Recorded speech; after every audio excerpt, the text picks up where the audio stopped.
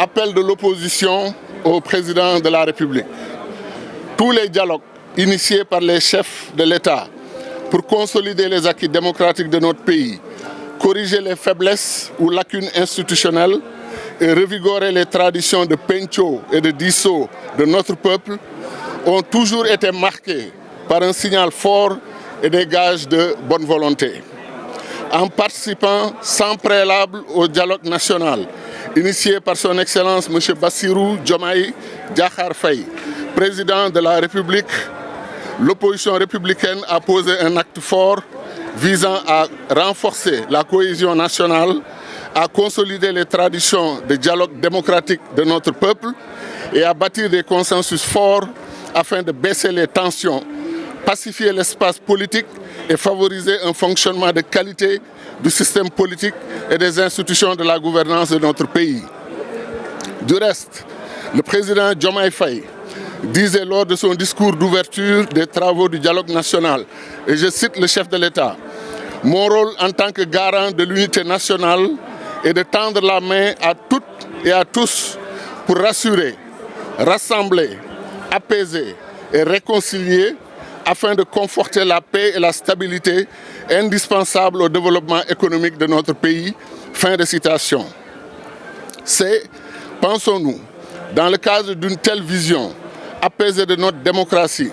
patrimoine commun à tous les Africains fiers de notre pays, que l'opposition démocratique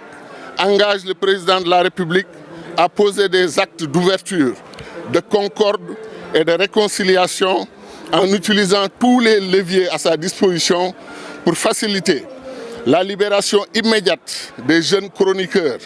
à l'exemple de Abdou Nguer, Oumar Sow, Hassan Diouf et tous ceux qui sont détenus entre guillemets pour délit d'opinion. De la même manière, nous lançons au président de la République un appel pressant pour qu'il rassure nos compatriotes sur le fait que l'état de droit au Sénégal doit être compatible avec la protection des libertés. Ainsi, le président de la République, clé de voûte des institutions, pourrait inviter la justice de notre pays, forte de son indépendance reconnue, à accompagner la pacification de l'espace politique en faisant preuve de magnanimité pour ordonner la fin de toutes les détentions provisoires des hommes et femmes politiques et hauts cadres, anciens ministres, anciens députés, anciens hauts fonctionnaires et autres. Le contrôle judiciaire et les restrictions qui l'accompagnent suffisent pour les maintenir à la disposition de la justice qui doit, au nom de la reddition des comptes, faire son travail jusqu'au bout. Un autre geste fort attendu du président de la République, c'est qu'il s'érige en bouclier de toutes les libertés, y compris la liberté de la presse, en protégeant ses institutions,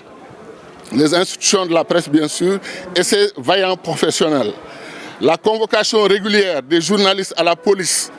de même que la fermeture illégale de leurs organes, soulève des condamnations légitimes et affecte grandement la réputation de notre démocratie qui, on le sait, doit énormément au sacrifice et au dévouement des pionniers et animateurs de nos médias.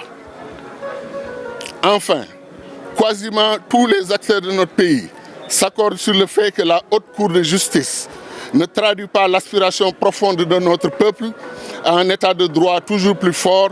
et exclusivement au service des citoyens et des institutions. Il faut donc réformer en urgence et en profondeur une telle cour dans sa composition, dans son organisation et dans son fonctionnement pour qu'elle respecte pleinement les droits des justiciables et leur assure le droit à un appel s'ils le désirent. De telles mesures fortes de M. le Président Bassirou Diomaye Faye, suite à la conclusion du dialogue politique national, rejoindront toutes les grandes décisions de ses prédécesseurs dans les mêmes circonstances, visant à restaurer la confiance de nos compatriotes dans notre système politique. Vivement alors qu'ils entendent notre appel et se distinguent comme un grand contributeur à l'espérance d'un Sénégal meilleur, démocratique, réconcilié et toujours plus grand et plus harmonieux. Fait à Dakar le 4 juin 2025, le groupe de l'opposition au dialogue national. Merci.